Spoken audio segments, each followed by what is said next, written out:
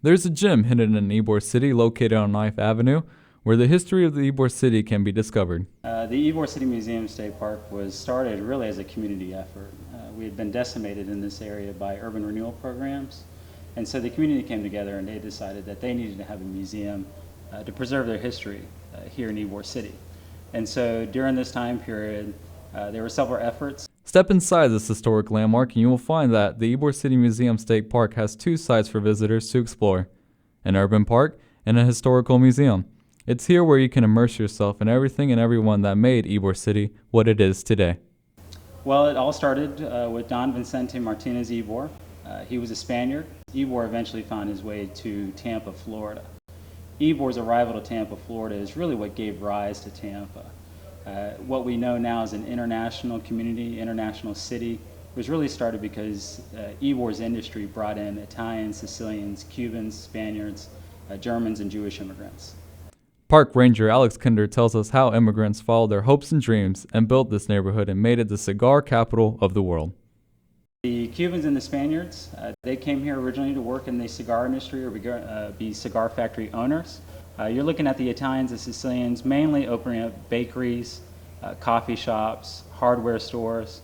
A lot of your Germans came here to work in the cigar box manufacturing business. And we have a lot of Jewish immigrants, one time known as the Jewish Princes of Ybor City. They ran most of the businesses that were on 7th Avenue, your goods and service shops. One of the businesses? The Ferlita family bakery that would one day be turned into the Ybor City Museum. The Ferlita Bakery was originally built in 1896. There was a rebuild in 1923. And so the museum as it exists right now was built in 1923. And we even have the original ovens, which is actually part of the Ferlita Bakery. Kinder tells us that one time 5,000 loaves of bread were made a day out of the Ferlita Bakery ovens. That's a lot of dough. The oven that we're standing in front right now was one of the original ovens built in 1923. Also part of the Ybor City Museum, a beautiful garden and courtyard. It's a beautiful garden. It's a Mediterranean style garden. It's not historic. So originally we actually had homes that were one time in the garden area. It is now being used for events.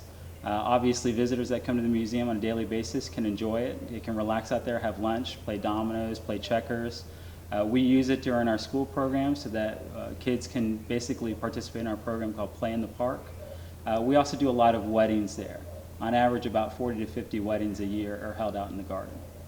But you haven't seen it all at the Ybor City Museum unless you stop by these little houses, the casitas. The casitas were actually moved onto the property. They are historic structures though, ranging from 1895 to 1910. They are original cigar factory workers' houses that were brought in, and one of them has been kept to appear as it did back in 1895. And it's one of the ways we can let visitors see part of the history here in Ybor City. These days, it's mostly tourists and school children that stop by and visit the Ybor City Museum.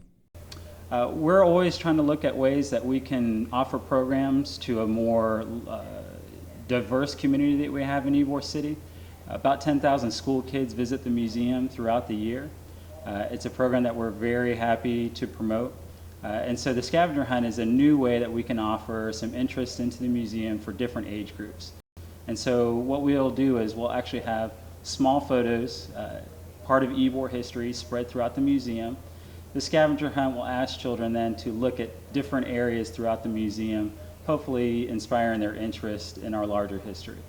The Ybor City Museum is one of only 2 national landmark districts in Florida, a legacy worth preserving for many generations to come.